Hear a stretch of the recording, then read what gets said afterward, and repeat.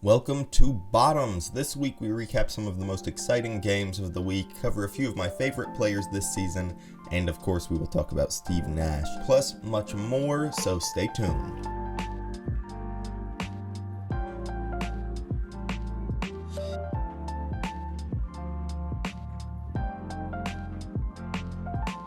So first off, before we get started with basketball talk, I just wanted to really quickly cover what this podcast is, because that's what I've been thinking about a lot over the last week, and the short answer is I don't really know yet. I've been sort of just thinking about what angle I want to approach this from. I think that the radio format that I'm used to, where I would just do a recap of the week's game, isn't really as interesting in podcast form. But I think for now I want to start focusing on the reason that I and many others love basketball, and that's for good basketball, for good hoops. Off the court stuff is fun at times, and sometimes it's infuriating. Focusing on tearing players down for bad performances is only fun for so long, and I think that I just want this to be a space to geek out about good games and players, where we can talk hoops without having to talk about cheating scandals or anti-Semitism or any of the real-life horrors that we have to face in everyday life. Obviously, sometimes we can't turn a blind eye to that stuff, but when we talk about basketball, that's just my goal, is to just talk about basketball. And I'm going to try to stick to that as often as I can. And with that being said, we're going to get into our first piece of news, which is Steve Nash getting fired. No, I was just trying to avoid negative stuff. But first, I'm going to start by just reading out his note to the team after he got released. A very heartfelt thanks to Joe and Clara Tsai, along with Sean Marks, for giving me the opportunity to coach the Brooklyn Nets. It was an amazing experience with many challenges that I'm incredibly thankful for. It was a pleasure to work with the players, performance team, and front office every day. I'm especially grateful to my coaching staff and video room, who are a talented group with so much character and professionalism. Lastly, thanks to Brooklyn and the passionate fans who support this team. Family first, and my family has found a home here and loves being a part of this beautiful community. I wish the Nets all the success in the world, and the Nashes will be rooting for our team as they turn this season around. And then he put a red heart at the bottom. Very touching message. Steve Nash obviously tried his hardest with this group. At times, the results were not very good. In his two seasons as coach with Kyrie Irving, James Harden, and Kevin Durant, among many other players that have been circling through the locker room, he only won one playoff round in his two postseasons, which you'd expect a little bit more, and then this season they've been off to a pretty rough start, losing one to the Pacers and almost losing the second was pretty bad looking. So he ended up getting let go, and he took it with grace, it appears. Ime Udoka is who's replacing him. This is where we talk about cheating scandals. Obviously, he was suspended from the Boston Celtics for 1 year. They are passing him off to the Brooklyn Nets, and this Nets team, it feels like, is known more for off-the-court antics than on-the-court play. Kyrie Irving obviously is suspended for 5 games for tweeting a link to a movie based on a book that is extremely anti-Semitic. He's facing a 5-game suspension from the Brooklyn Nets because he was asked multiple times to apologize and did not. And then apparently today or yesterday, he did apologize. But just so many off-the-court things going on with that Brooklyn team. Ime Udoka obviously cheated on Nia Long with a Celtics staffer and was in hot water for that. That's why he got suspended. We'll see if they can turn it around. Ime Udoka is a really solid coach. Kyrie Irving and Kevin Durant are obviously really good players. Kevin Durant just passed Vince Carter for 19th in all-time scoring. I know last week I told you that he passed Alex English for 20, so he's moving up. He's hitting some patches where there's some players pretty close to each other in total points, so he's going to probably pass a few more players this season. He's been the one bright spot on the Nets so far this season, honestly. Now let's talk about some actual good news. Russell Westbrook coming off the bench looks absolutely incredible. The Lakers are 2-1 when he comes off the bench. and that includes that they've just won 2 games in a row. They improved to 2-5 on the season. Versus the Timberwolves, which was their loss with Russ coming off the bench. He had 18 points, 8 rebounds, and 3 assists. Ball wasn't really going into the bucket for him there. He had 18 points, but it was not a great shooting night. Versus the Nuggets, they won. He had 18 points, 8 rebounds, and 8 assists. Versus the Pelicans, they won. He had 13 points, 7 rebounds, 9 assists. So he looks really solid out there so far. He's playing with excitement, with energy. He looks happy. He's smiling. He's dancing on the sidelines. The offense for the starting 5 on the Lakers is looking a little bit better. They almost always have Austin Reeves or Matt Ryan, which opens the floor out a little more, although they've had some poor shooting performances, both of them. It still just opens up much more opportunities for this team when you have some shooters on the floor. Russ looks happy, looks back to his usual self, maybe not as far as like scoring results, but as far as attitude, and he just looks great. I think basketball is better when Russell Westbrook is playing good. Next up, let's talk about Donovan Mitchell's MVP case. He's averaging 31 points, 7 assists, and 4 rebounds. He's shooting 48% from the field and 44% from 3. The Cavs right now are 6-1. That's second in the Eastern Conference. Darius Garland just came back, so Donovan Mitchell was the sole all-star on the team. The case for him winning MVP: he's the best player on a contending team. He's averaging scoring numbers at the top of the league, and he's playing some of the most exciting basketball in the entire league. And narratively, he just got traded from the Jazz, who were perennial top 4 seed in the Western Conference. He went to the Cavs, a really young team, and has become the de facto scoring option.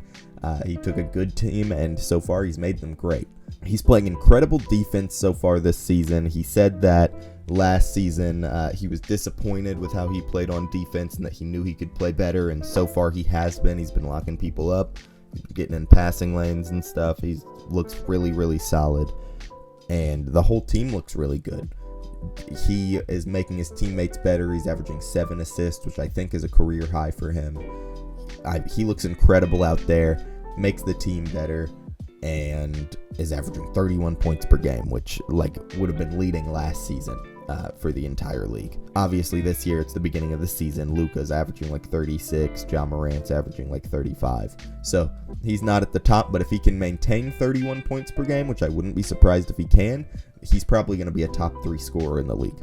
Next up, let's do my Cade report. Cade Cunningham, the number 1 overall pick in the last year's draft. He's averaging 21.7 points per game, 6.4 assists, and 6 rebounds on a Pistons team that really needs his help. His 3-point shot isn't falling just yet. He's averaging just a little bit over 20% from 3, but he looks really fluid. He looks really exciting. He looks really shifty on the perimeter. He gets his feet under him well when he's dribbling, and his shot looks well off the dribble. He gets to the paint. He scores efficiently. He dishes the ball off really well. He has some of the most exciting passes. If you can look up some Cade Cunningham pass highlights, definitely do that. And he's a big guard. He's playing okay defense. He gets 6 rebounds a game. Just the other night, he had 27 points, 7 assists, and 6 boards against the Bucks, and that was while being defended a lot of the time by Drew Holiday, who might be the best perimeter defender in the league, maybe in league history. But it's, really exciting to watch him be not maybe dominant, but I could see if he was on a better team. The Pistons obviously are not a playoff team. They're still tanking this season.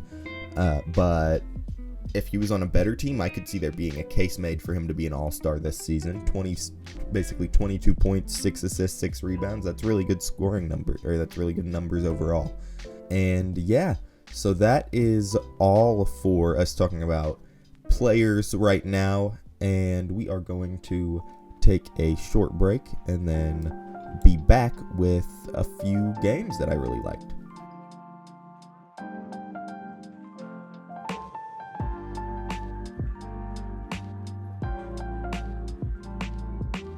And we are back. First off, I want to talk about what might be the game of the year, Cavs versus Celtics. This happened, I believe, Wednesday night. You had Darius Garland returning to an already pretty good Cavs team, or an already great Cavs team. They were 5-1. He came back, had 29 points and 12 assists. Jason Tatum, at the end of the game, dunked on Jared Allen, blocked Donovan Mitchell, back-to-back plays to send the game to overtime. And then in overtime, Donovan Mitchell threw down an incredible alley-oop.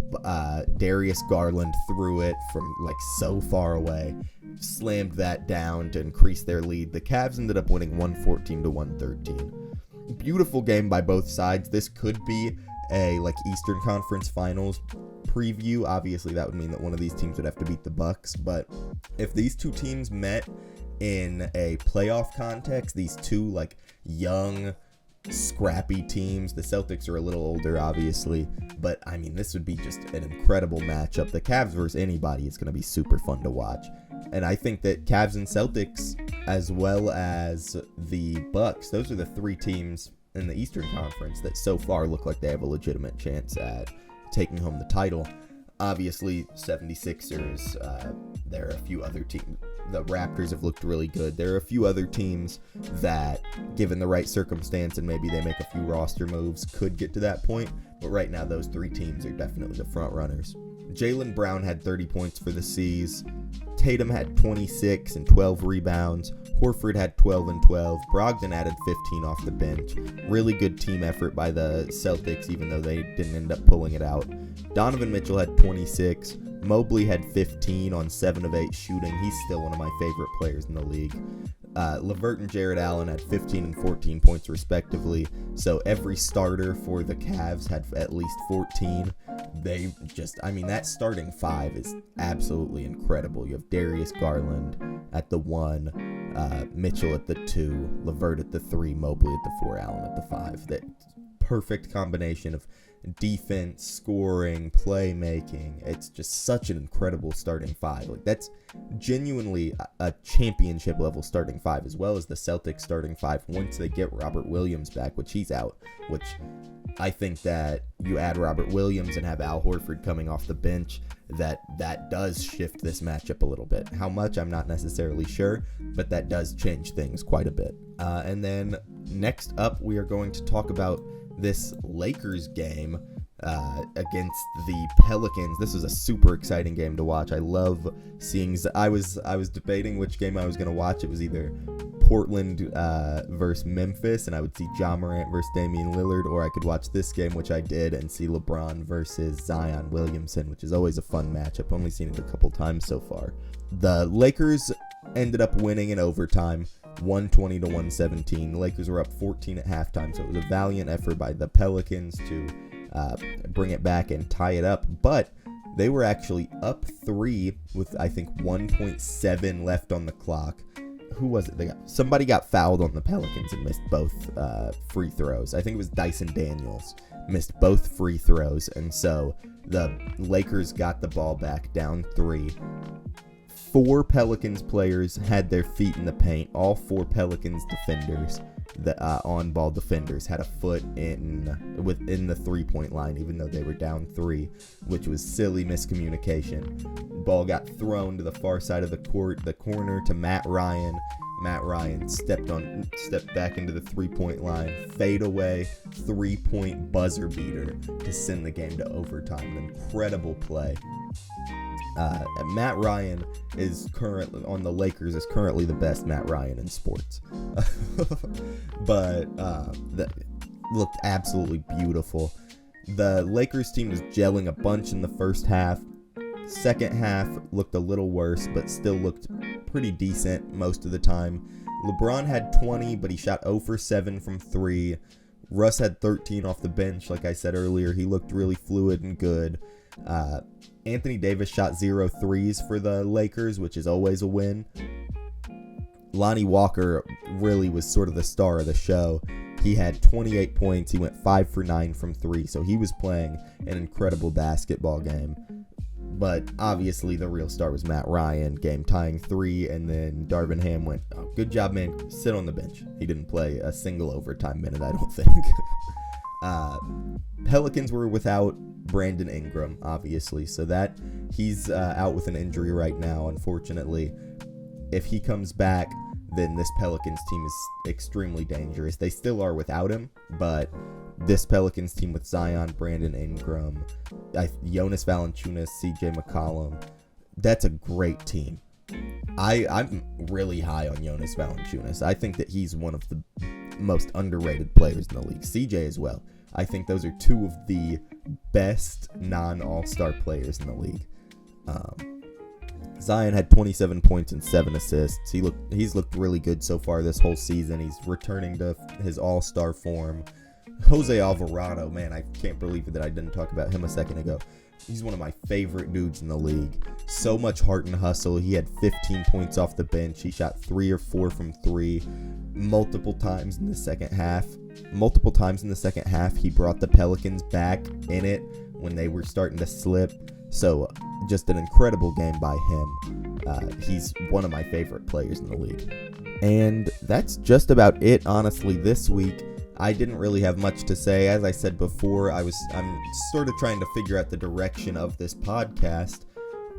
Make sure that you guys, if you don't already, follow me at Braden M. Pittman, Braden M. Pittman on Instagram and Twitter. And thank you guys so much for listening. Make sure you follow me on Twitter and Instagram so that you can get updates as to when things are coming out. And then also just hear my funny takes on Matt Ryan three-pointers and stuff. And last but not least, I just want to say rest in peace to Takeoff, an absolute legend and icon. Super tragic what happened to him. And yeah, thank you guys so much for listening to Bottoms, and I will see you next week.